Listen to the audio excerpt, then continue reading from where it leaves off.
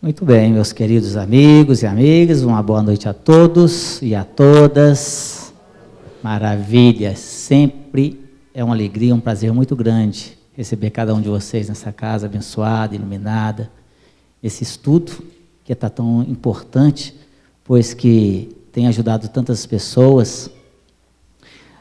Nosso boa noite também aqui aos internautas, pois que esse estudo aqui está sendo filmado, né, e gravado e é disponibilizado no site.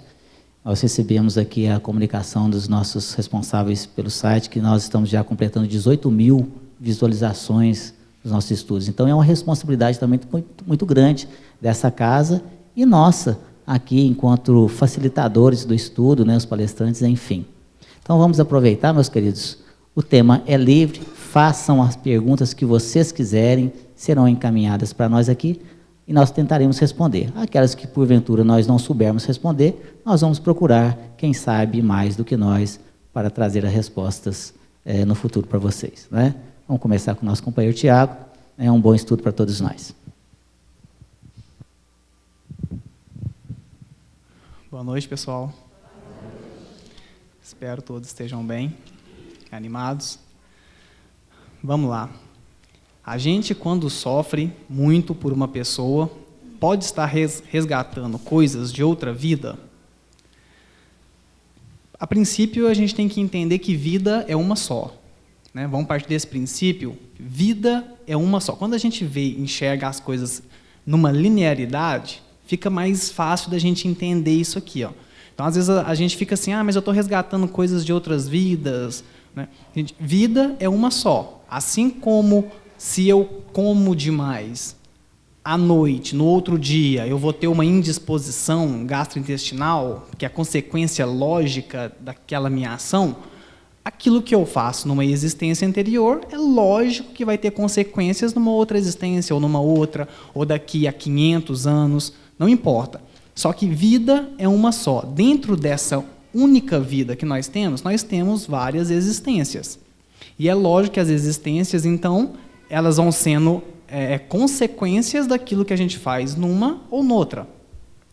Não necessariamente, na existência anterior, eu fiz alguma coisa que eu estou tendo como consequência nessa. Às vezes a gente faz coisas em algumas existências que a gente vai mexer nisso de novo só daqui a 200, 300 anos, daqui a 5 existências.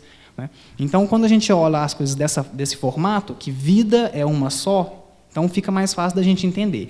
Então, o Emmanuel ele fala assim, olha, existem expiações e provas tanto quanto existe de espíritos. Então, ou seja, tudo pode ser expiação, tudo pode ser prova, né? O fato de você passar por uma situação ali na esquina, uma situação difícil na sua vida, né? Ou uma situação, sei lá, de alguém que vai te roubar, por exemplo. Se você toma isso como um sentido de que é algo que você precisa passar, que vai te ensinar algo, ótimo, é uma expiação para você, não deixa de ser. Então, todas as pessoas que nos encontram na nossa vida, todas as relações que nós temos, a gente pode tomar isso como sendo uma expiação, uma prova? Pode, porque quem dá o sentido para as coisas somos nós. Então, você passa por uma situação, quem vai dar o sentido daquilo que você está passando é só você. Se você quiser dar o sentido que isso é uma expiação, ótimo, dê o sentido que é uma expiação. Se você quiser dar o sentido de que isso é uma prova, maravilha, quer dizer que você já elevou um pouquinho a sua maturidade. Você já está vendo aquilo como sendo uma prova e não uma expiação. Se você já vê aquilo como uma oportunidade de você se melhorar, melhor ainda. É porque a sua forma de enxergar as coisas já melhorou. Então a pessoa fala, né, quando a gente sofre muito por alguém, pode ser uma expiação? Pode ser resgatando uma coisa de outra vida? Lógico que pode. Como pode não ser também. Só que quem está dando sentido é ela. Se ela quiser dar o sentido que isso é uma expiação, ótimo. A questão é, por que a gente sofre pelos outros? Aí eu vou entrar na segunda questão dela aqui. Para responder a segunda questão, eu respondo a primeira. A questão de não se adaptar a certas imposições da vida pode ser um karma espiritual? Nós sofremos porque nós não nos adaptamos às leis de Deus. É só por isso que a gente sofre.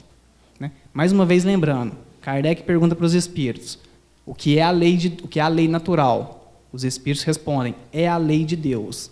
Ela existe para que o homem seja feliz. O homem somente é infeliz quando dela se afasta. Então, quando a gente não se adapta a essas leis de Deus que foram criadas e que todos nós sabemos muito bem quais são, basta a gente consultar nossa consciência que não tem como escapar, todos nós sabemos.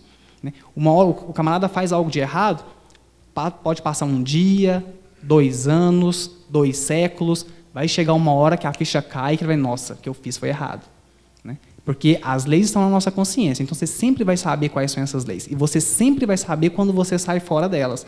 Né? Um exemplo, aquele pessoal lá de Recife, agora, né, teve aquelas greves lá da polícia, o pessoal roubou até falar chega. Depois, o que aconteceu? O pessoal começou a devolver. Encheu lá as delegacias, tiveram que levar caminhões cheios de eletrodoméstico para outros depósitos, porque o pessoal devolvia as coisas. Por quê? Porque a consciência cobra, é lógico. Então, a questão, a gente não se adapta, a gente sofre. A gente sofre pelo outro porque a gente quer aprisionar o outro. Né? Meu namorado, minha esposa, minha amiga. Né? E a gente quer fazer com que os outros fiquem do nosso lado. Vaidade, egoísmo, orgulho, ou as 2 chagas da humanidade, né? Segundo os Espíritos. Egoísmo e orgulho. Então, enquanto nós ainda carregarmos esses sentimentos dentro de nós, a gente sempre vai sofrer pelo outro. Quando a gente começar a diminuir esses sentimentos de posse, a gente vai ver que os outros na nossa vida são apenas oportunidades para a gente se esclarecer, para a gente melhorar no nosso sentimento, né? E a gente diminuir nesse sentimento de posse. Né? O Divaldo costuma falar assim, às vezes alguém chega para ele e fala assim, Divaldo, eu perdi meu marido, eu perdi minha mulher. Aí fala, minha filha, perdeu aonde? Vamos procurar. Né? Então ninguém perde as coisas. A gente sofre pelo outro porque a gente quer aprisionar o outro. Então, à medida que a gente vai entendendo que cada um tem o seu caminho, que a gente vai soltando as pessoas, assim como nós queremos que elas também nos soltem, né, porque a gente também quer autonomia, todos nós queremos autonomia, é lógico que tem hora que é bom demais a gente, né, ter alguém para fazer as coisas para a gente, mas sempre chega aquele momento que a gente requer a autonomia da vida. Então, da mesma forma, a gente tem que dar autonomia para os outros. E é assim que a gente vai aprendendo a não sofrer por aqueles que estão à nossa volta.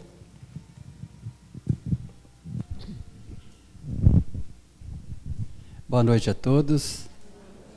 A pergunta que foi dirigida a mim é a seguinte: fale um pouco sobre a relação entre si e onde se localizam os plexos nervosos, os chakras e os centros de forças, e como absorver energia vital.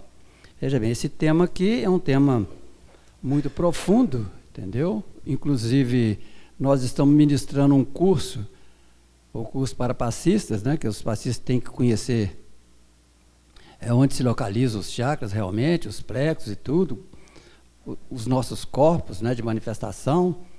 Então, se a pessoa que perguntou aqui quiser frequentar, entre umas 2 semanas mais ou menos, nós vamos chegar nesse tema. Se ele quiser frequentar aqui segundas-feiras, às 20 horas, fica à vontade. Mas ele pediu para falar um pouco, é o seguinte: os plexos nervosos estão localizados no corpo físico, que é o corpo mais denso, né? São ramificações nervosas que o nosso corpo tem, em vários locais. E os chakras são sobrepostos a esses plexos. Onde tiver uma ramificação, que são os plexos, os chakras estão num outro corpo que chama duplo etérico, certo? É um corpo só existente enquanto a gente está encarnado.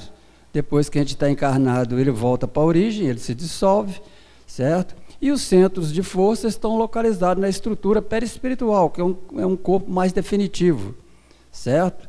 E essa localização, os nossos irmãos orientais, né, que denominaram essa palavra, chakras, né, ou roda, um vórtice, entendeu? Que gira numa velocidade muito grande, cada um tem uma rotação diferente uma da outra, cada um tem uns raios.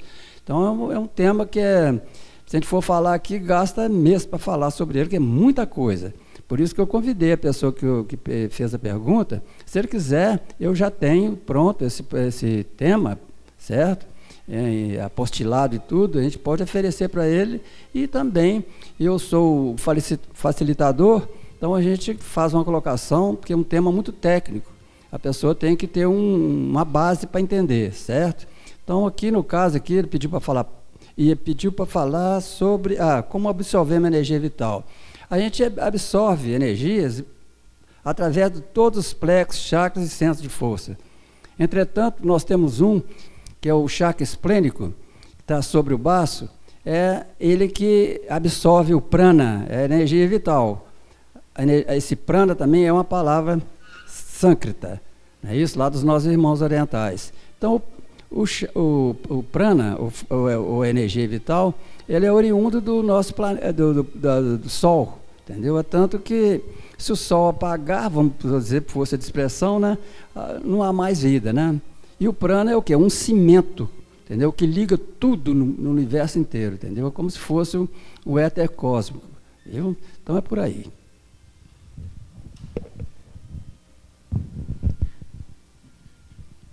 A pergunta que nos chega aqui é: pode os espíritos interferir na nossa família, criar uma desarmonia, fazendo inclusive separação? E até que ponto isso dura? Pode. Pode, e acontece muito mais do que nós imaginamos, com muito mais frequência, né? Essa influência na nossa família, no nosso trabalho, na nossa vida, na nossa saúde, no nosso corpo físico. Tem uma questão que é muito conhecida já no meio espírita, que todo mundo já, né, principalmente os espíritas, né, que conhecem ela muito, todo mundo praticamente já decorou, que é a questão de número 459, quando Kardec pergunta para os espíritos, né, se os espíritos podem influenciar as nossas vidas. E os espíritos respondem, né, assim: muito mais do que imagineis. De ordinário são eles que vos dirigem. Mas olha só, influencia para o mal, mas também para o bem. Depende de quê? Depende da nossa sintonia, né? Depende de quem eu quero ouvir, ou seja, né, tudo na nossa vida é sintonia, tudo é vibração.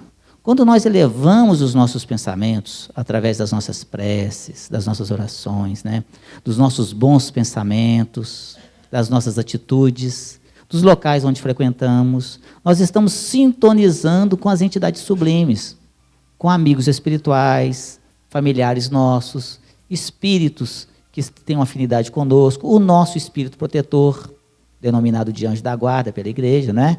Que é um espírito maravilhoso, que está ali atento às nossas necessidades. Mas de outra forma também é verdadeira, quando nós baixamos as nossas guardas, ou seja, nós baixamos as nossas vibrações, e aí então nós sintonizamos com essas entidades desse rameirão. É como um rádio, né? Nós podemos aqui fazer uma analogia, como você pega o dial do rádio, aí você, eu quero escutar uma música lá de Belo Horizonte, você sintoniza lá, não, eu quero escutar a música aqui de Divinópolis, aí você sintoniza. Então é sintonia, né? Tudo é assim que funciona. Até que quando que isso dura? Por quanto tempo?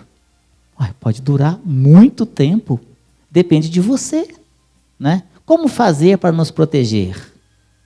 Mente elevada, oração, culto do evangelho no lar. Olha só, isso é uma bênção, meus queridos. É uma proteção. Os nossos amigos espirituais aqui dessa casa, em todas as suas orientações, eles colocam para as pessoas necessitadas: implante o culto do evangelho no lar, né?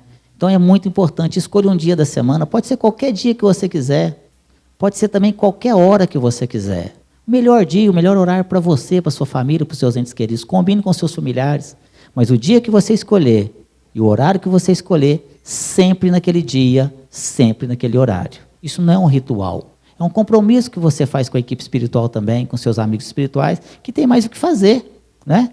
Mas naquele dia você combinou com eles, então eles estarão lá no seu lar.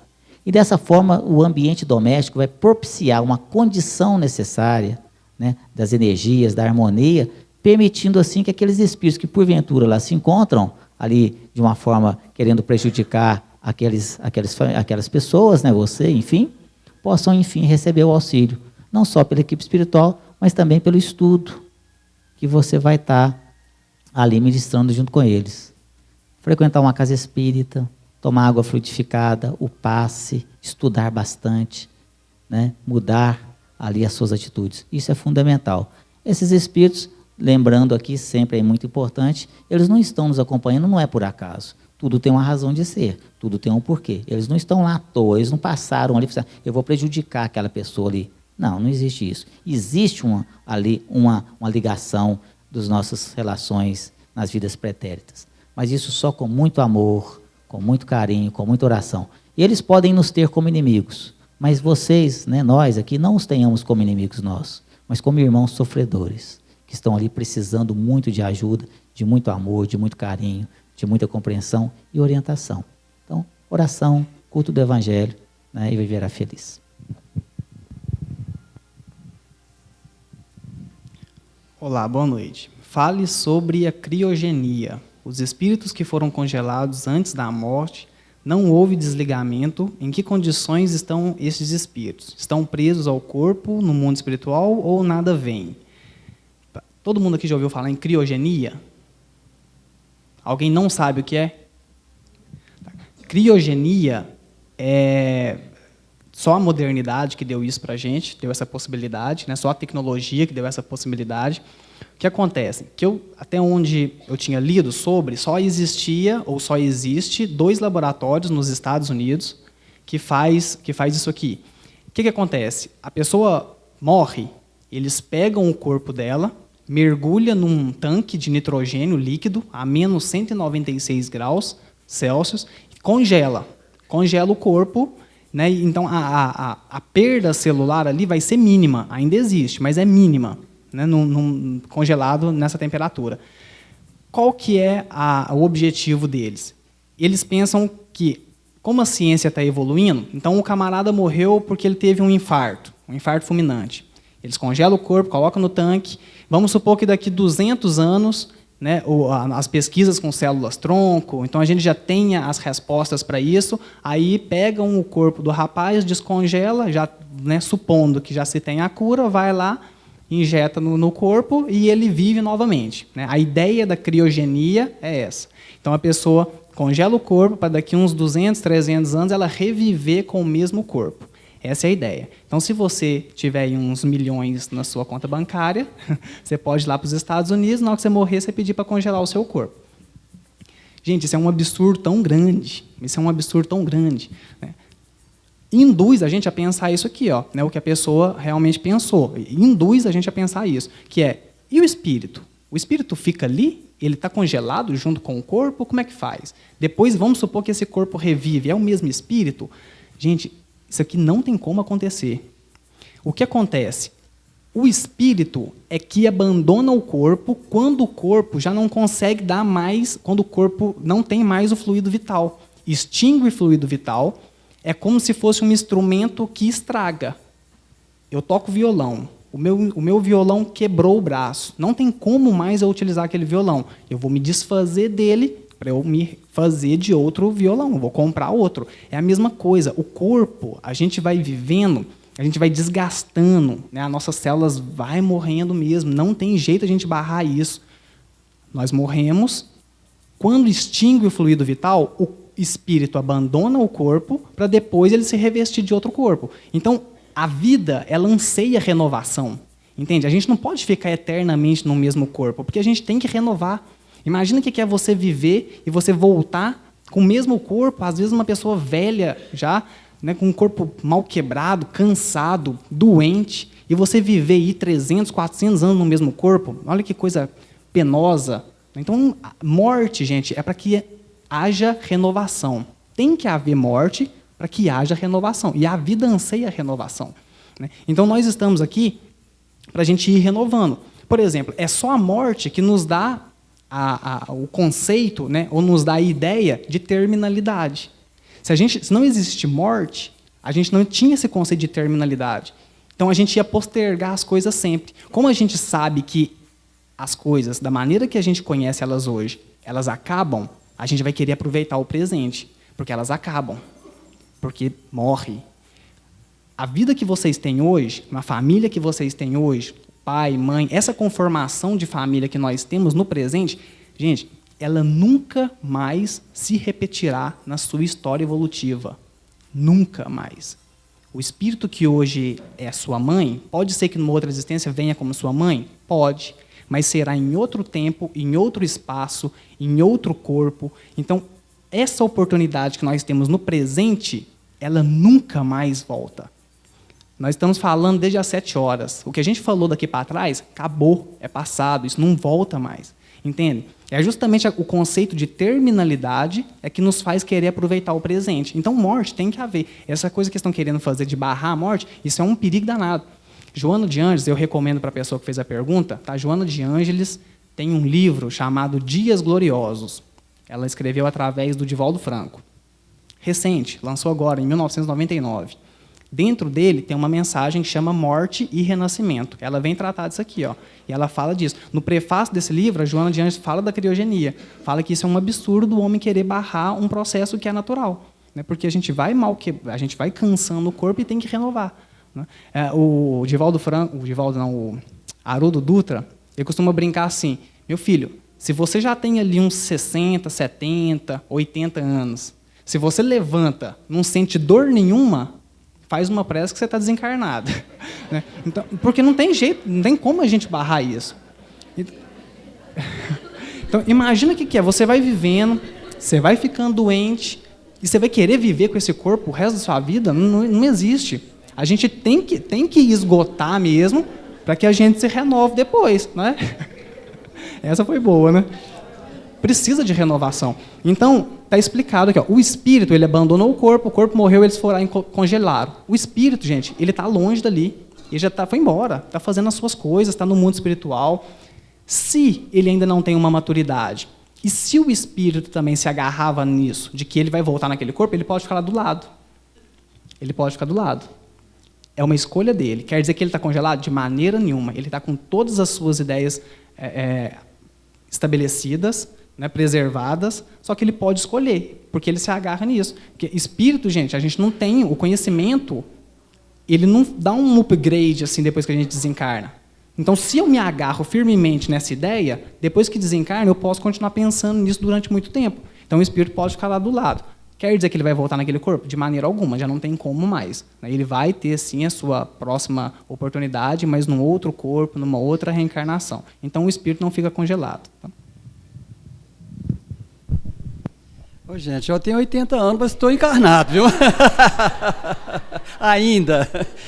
Apesar de eu estar com uma saudade muito grande lá da nossa pátria espiritual, mas eu estou vivo ainda, apesar de 80 anos, viu? Mas por que também? Eu soube cuidar do meu... Aliás, eu estou sabendo cuidar do meu corpo físico, não é isso? Porque igual o Tiago colocou muito bem, o espírito ficar num corpo todo estrambelhado não tem jeito, ele tem que procurar mesmo um outro corpo, e é só através da reencarnação. Né? Quando a gente colocou aqui, que nós estamos aqui agora com 3 corpos mais densos, né? Que é o perispírito, o duplo etérico e o corpo físico, que é esse aqui mais denso, quando ele desencarna, no caso, quem acredita em criogenia, o duplo etérico já se desfez, não tem jeito mais de haver vida ali, entendeu? O espírito não tem jeito de entrar naquele corpo mais, ele vai escolher um outro mais novo, 0 bala, né? É igual você largar um Fusca velho, né? Ficar querendo consertar ele toda a vida. Tem carro melhor aí, é mais ou menos por aí, certo? Não é, Tiago? Bom, a pergunta que foi colocada para nós aqui é a seguinte: o que o Espiritismo tem a dizer sobre Nossa Senhora e outros santos? Todo mundo, todo espírita tem uma alegria muito grande de falar em todos os santos, e principalmente Nossa Senhora, né? Que foi aquele espírito maravilhoso que foi designado para oferecer um corpo físico para o maior espírito que já encarnou aqui nesse planeta, né? Olha só que responsabilidade, né? Então ela criou, não é isso? Para as nossas irmãs, mulheres, que são vocês todas, não é isso? Esse projeto que ela teve com Jesus, que passou para todas vocês. São o quê? O que é um útero? O útero é como se fosse uma câmara de materialização para criar novos corpos. Olha só que responsabilidade que vocês detêm. Certo? E nós temos uma admiração muito grande por Nossa Senhora, todos têm um respeito muito grande, igual as outras religiões têm, principalmente o catolicismo, e todos santos, né? Cada santo maravilhoso aqui, que veio aqui, o São Francisco, né, de Assis, que veio demonstrar humildade, né?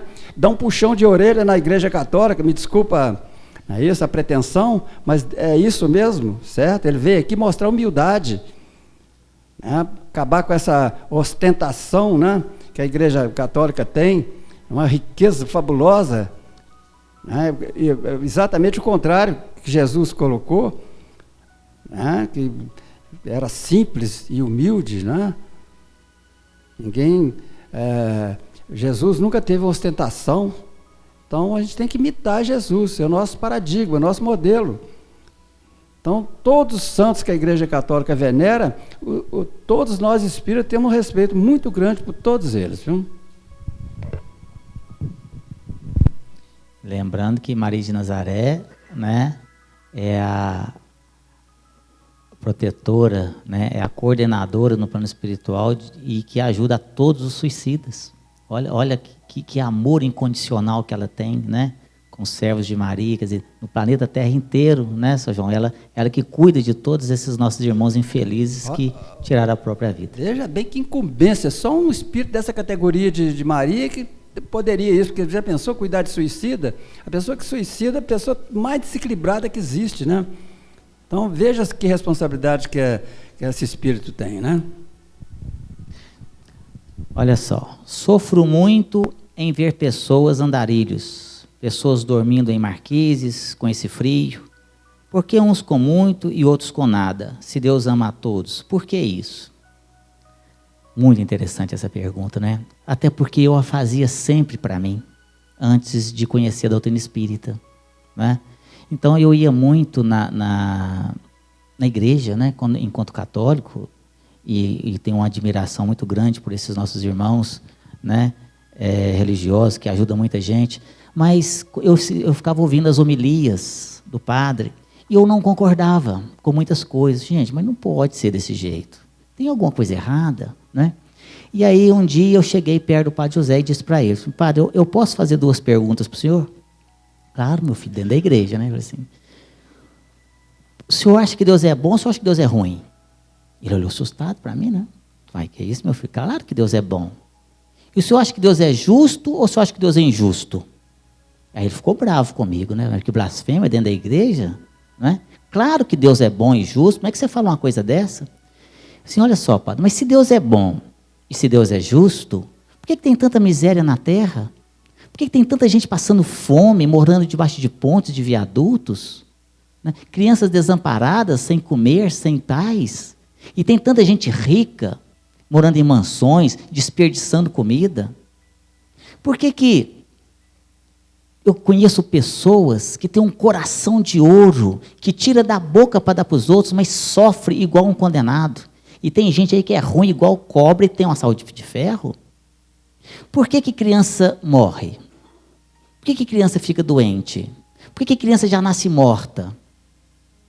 Por que dentro de uma mesma família nós temos 2 irmãos, um é cego, surdo, né, feio, deficiente físico, deficiente mental, e o outro irmão é são e perfeito?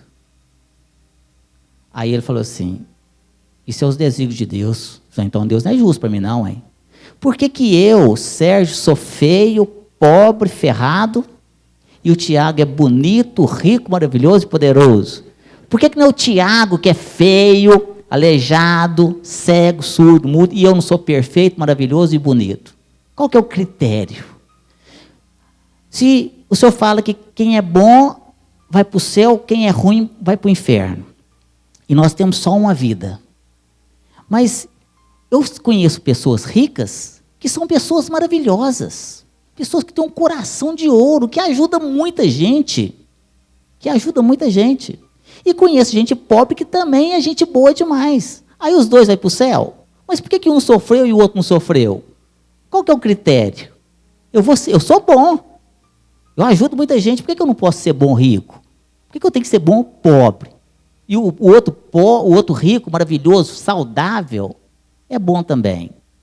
Qual que é esse critério?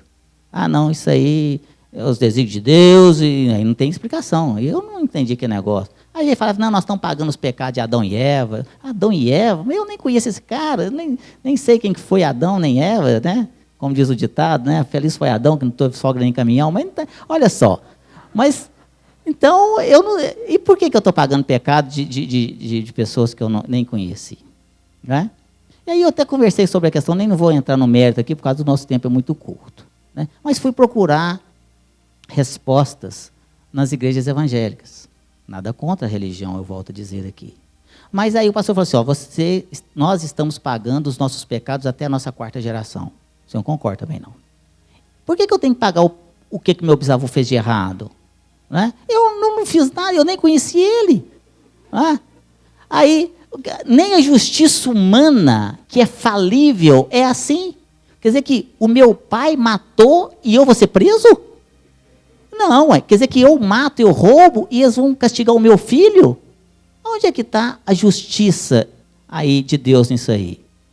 E fui encontrar respostas na doutrina espírita, né? A cada um de acordo com as suas obras. Jesus já nos falou há 2000 anos atrás, né? Lei de ação e reação já nos ensinou aí a ciência na 3ª lei de Newton. Paulo, o apóstolo, quando escreveu a carta aos Gálatas, lá no capítulo 6, versículo 7, ele disse, tudo que o homem semear, isso também se fará.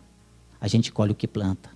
E a doutrina espírita vem nos ensinar lei de causa e efeito. É tudo a mesma coisa, não muda nada. A gente colhe o que planta, meus queridos. Aí sim é justo. Então, eu estou colhendo hoje os frutos dos meus plantios nas reencarnações passadas.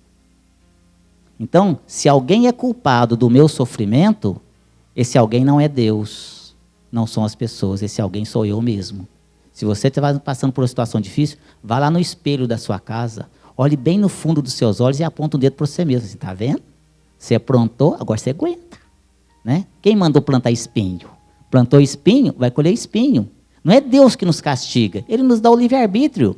Plante flores, então, e você vai colher flores. Plantou espinho, vai colher espinhos. Então, vai ver o que essas pessoas aqui, que estão passando por essas situações degradantes, terríveis, né, fizeram no passado.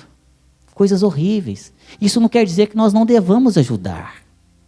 Tem pessoas que falam assim, não, isso aí é resgate dos débitos do passado, tem que passar. Não é assim não.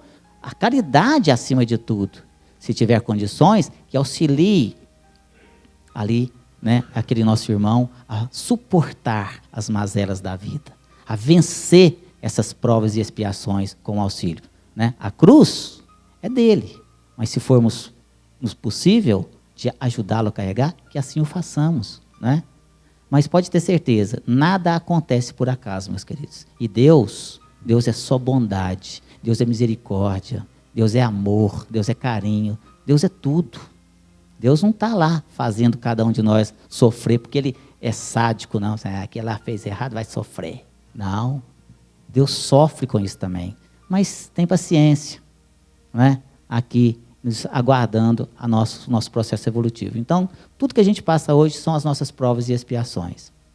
Sugiro à pessoa que fez a pergunta e também a todos nós que possamos ler o Evangelho segundo o Espiritismo, em especial no seu capítulo 5. Lembra de uma mão cheia assim? Ó? Capítulo 5. Bem-aventurados os aflitos. Nós vamos ver lá as causas atuais das aflições e as causas anteriores das aflições, lá no item 3. Né? Se as respostas para as suas aflições, para as suas angústias, para as suas tristezas, para as suas mazelas, você não consegue encontrar nesta reencarnação, é porque não é desta. É das nossas reencarnações pretéritas. Então, são as causas anteriores ali das aflições. Aí nós vamos ver as explicações lá. É isso, meus queridos. Muito bom. Só lembrando, tá, gente, que tudo que o Sérgio falou a respeito da minha beleza é verdade. Vocês estão vendo. Porque a gente é assim, né? Às vezes a gente está no mundo espiritual, aí a gente pede uma espécie de corpo, né? Ou ser belo ou não. Aí a gente chega aqui e fala, não, eu pedi um corpo feio, mas não precisava de judiar também não, né? Mas tá beleza. Vamos lá. Boa noite. O que o Espiritismo explica sobre gays e lésbicas? Será espírito masculino em corpo feminino ou vice-versa? Obrigado. Bem, essa pergunta também é recorrente, né? Já foi feita aqui algumas vezes, então vamos tentar abordar de uma maneira diferente. Gente, espírito não tem sexo. Espírito não tem sexo. Somente quando a gente mergulha na carne né, que houve essa dicotomia, né, e a gente precisou de criar esses opostos, porque as experiências realmente são diferentes e porque a experiência...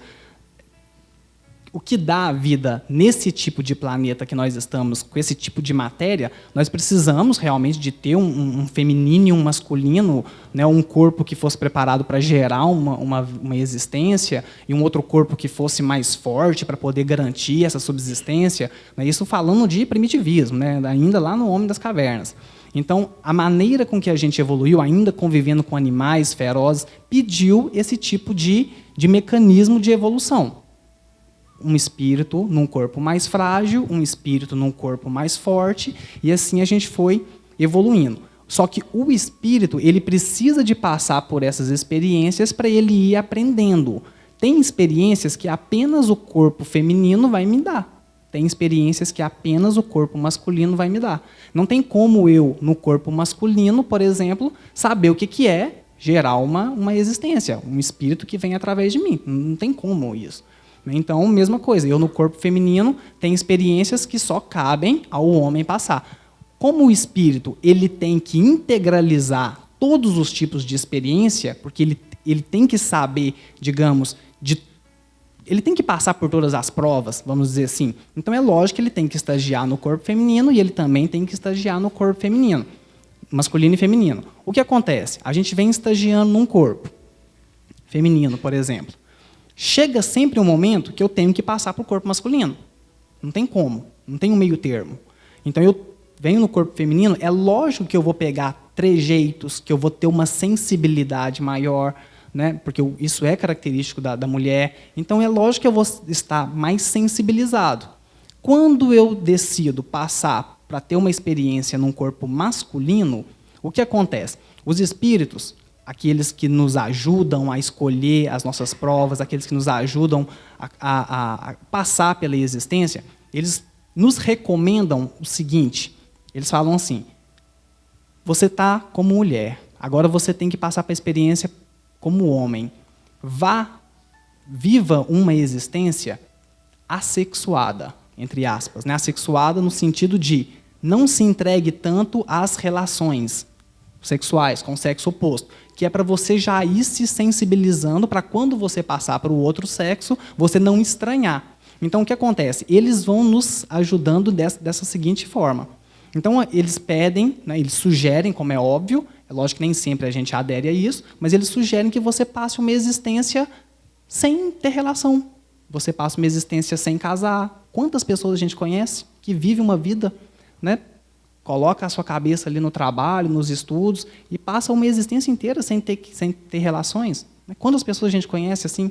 Então, a pessoa, às vezes, passa por uma existência, ela diminui um pouquinho a sua libido, e depois, numa próxima existência, ela muda e vai para o outro, né, para o outro gênero, e vai para o masculino, por exemplo. Quando a gente faz essa transição de uma maneira brusca, a gente não teve tempo para fazer isso, então essa mulher sensível passa para um corpo masculino. Sem fazer essa transição, o que acontece? É um espírito mais sensível que está num corpo masculino. É lógico que ele vai apresentar trejeitos, é lógico que ele vai dar toda, né, ali características, sinais de que ele é mais afeminado, entre aspas. Mas não quer dizer isso. O espírito ele não é homossexual, né? O espírito ele é assexuado. O espírito ele não tem sexo, né? Só que a gente precisa de passar por isso. Então, como que o espiritismo define? O espiritismo fala que são experiências que a gente tem que passar. Não quer dizer, não experiências que todo mundo tem que passar pela experiência da homossexualidade, não é isso. Mas essa transição de um corpo masculino para feminino, todo mundo tem que passar, todo mundo passa. Nós já passamos várias vezes e a gente vai passar inúmeras vezes ainda para frente. A questão é essa questão de maturidade. Quanto mais maturidade, menos você se entrega às relações, menos você se entrega àquilo que o corpo lhe pede, aos seus desejos, e você consegue diminuir um pouquinho essa libido. Entende? Então, por exemplo, a gente tem o psiquiatra Jorge Andréa, né, e o Leon Denis, por exemplo, que são teóricos do espiritismo, e que eles trazem uma ideia mais conservadora. Então, eles falam dessa questão, dessa mudança brusca de um gênero para o outro. E eles falam o seguinte, você está num corpo masculino, mas você tem um espírito mais sensível, mais afeminado.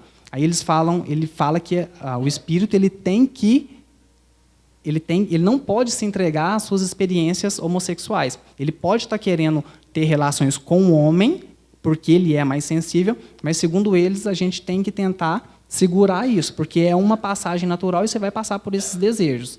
Hoje, nós já temos ideias mais liberais, vamos dizer assim, no sentido de que, por exemplo, principalmente o André Moreira, né, a pessoa que fez a pergunta, se quiser saber um pouco mais, vai procurar saber dos livros e das palestras do Dr. André Moreira. E ele já traz uma ideia que é mais também condizente com aquilo que o Espiritismo fala, que é o seguinte: vive a sua sexualidade de forma consciente. Ponto final. Não me importa se a sua orientação é homossexual, heterossexual. Não importa. Viva a sua sexualidade de forma consciente. É homossexual? Quer ter relações com pessoas do mesmo sexo, do mesmo gênero? Ótimo.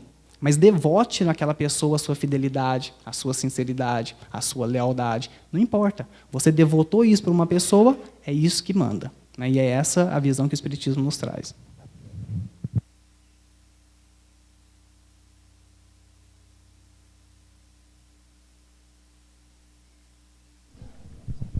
Boa noite. Em 2008, minha cunhada foi acometida por uma grave infecção que quase a levou à morte. Coincidência ou não, isso aconteceu depois de um sério desentendimento com uma vizinha que frequentava casas de rituais, mais conhecidas popularmente por casas de macumba. Os médicos já demonstravam desânimo, pois os recursos que a medicina oferecia já não haviam se esgotado. Minha mãe, preocupada com a situação e o sofrimento de meu irmão, decidiu procurar ajuda espiritual através de pastes e água fluidificada.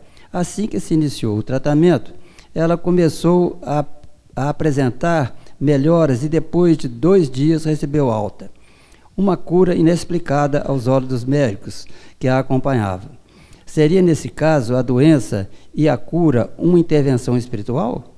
Seria possível um ser humano invocar espírito dessa ordem para provocar uma doença tão grave? Se possível, como se explicaria essa permissão dada aos espíritos para prejudicar tanto o ser encarnado? Olha só, ela colocou coincidência ou não. Então, nós podemos colocar aqui também por hipótese, hein? Falar no condicional. No caso dessa briga, dessa rixa que houve entre a cunhada e a vizinha procurou certamente uma casa de macumba, está colocando aqui, a gente não sabe que tipo de casa que ela procurou para fazer isso. Pode sim, entendeu? Uma pessoa instruída sobre mediunidade, aí não é mediunidade, é mediunismo, provocar uma coisa qualquer, mas depende muito, entendeu? Da sintonia, igual já foi colocado aqui. Só acontece isso, não é isso, quando a pessoa está sintonizada naquela mesma faixa vibratória. É igual o caso, vamos explicar aqui. Tem um adágio popular que fala assim: o feitiço virou contra o feiticeiro. O que quer dizer isso? Então, uma pessoa fez uma macumba para mim, por exemplo. Então, vem aquela vibração muito pesada para mim. Se eu tiver na mesma sintonia, vai acontecer isso que aconteceu com essa pessoa. Agora, se eu tiver com a sintonia um pouco mais alta, o que vai acontecer?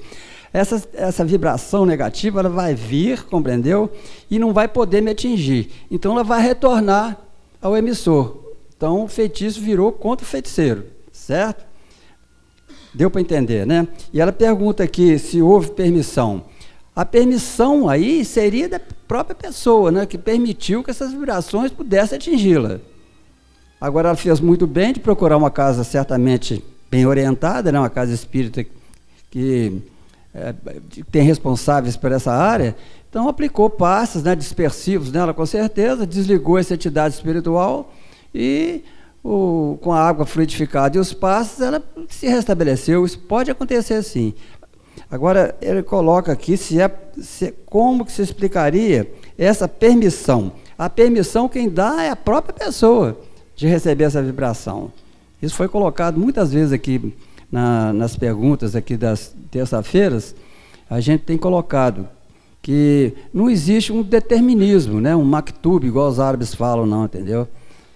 Tem uma programação para a vivência da gente aqui, a existência, né? Igual o Tiago colocou aqui, né? Nós temos uma existência, vidas encarnadas, nós temos N vidas, né? Então é mais ou menos assim que funciona, viu, gente? Boa noite. Gostaria de saber se a pessoa, quando está sendo velada, ela está ali naquele ambiente e ouvindo ou não. Olha só, interessantíssima essa pergunta. Nós podemos nos recorrer aqui ao Livro dos Espíritos, essa obra fantástica, maravilhosa, né? Que é o primeiro livro da codificação kardeciana, quando Kardec pergunta para os espíritos superiores se os espíritos ficam ali velando o seu corpo, se eles presenciam o seu funeral. E os espíritos respondem, né, frequentemente o assistem, mas algumas vezes eles não entendem o que se passa devido ao seu estado de perturbação, né? Então isso acontece muito mais do que a gente imagina, né? Muitas vezes os espíritos estão ainda presos ali pelos laços perispirituais, né? Ou liames, como queiram, ao corpo físico ali. Então o perispírito ainda está ligado àquele corpo físico. Por isso que o velório é muito importante. As pessoas não têm noção da importância que é o velório. Elas acham que o velório é para ir lá para cumprir uma obrigação social, né? E não é isso, meus queridos. O velório é fundamental para que nós possamos ali, então, aproveitar aquele momento onde nós vamos ali doar as nossas melhores vibrações, as nossas energias, para que aquele espírito possa realmente ser desligado. Porque é feita uma verdadeira cirurgia ali no seu perispírito, né? Para haver o desligamento ali do espírito do corpo físico. Então, quando forem ao velório, lembrem-se disso. Oração, é um local de respeito, não é local para ficar falando mal do defunto, né? Nem fazendo negócios, nem contando piadas e nem rindo. Está ali, vá ali com o coração aberto para ajudar. E tem um livro aqui que eu gostaria de sugerir para vocês todos, né, aos internautas também, chama Na Hora do Adeus, de Luiz Sérgio. É um livro fantástico, maravilhoso, que vai nos ensinar muito sobre como nos comportar no velório, o que acontece na hora do velório, o que acontece na hora do enterro, o que acontece depois do enterro. Então, aqueles que já se separaram dos seus entes queridos, que a gente tem mania de falar que perdeu o ente querido, a gente não perde ninguém, como já colocou muito bem aqui, né? A gente se separa. Então, leiam esse livro, que muito vai nos auxiliar. Infelizmente, o nosso tempo já terminou. As perguntas que não foram aqui respondidas, aqueles que quiserem, aqui podem nos procurar e deixar o e-mail, que a gente pode também responder pelo e-mail, tá certo? E será respondido na próxima terça-feira. Muito obrigado a todos, meus queridos.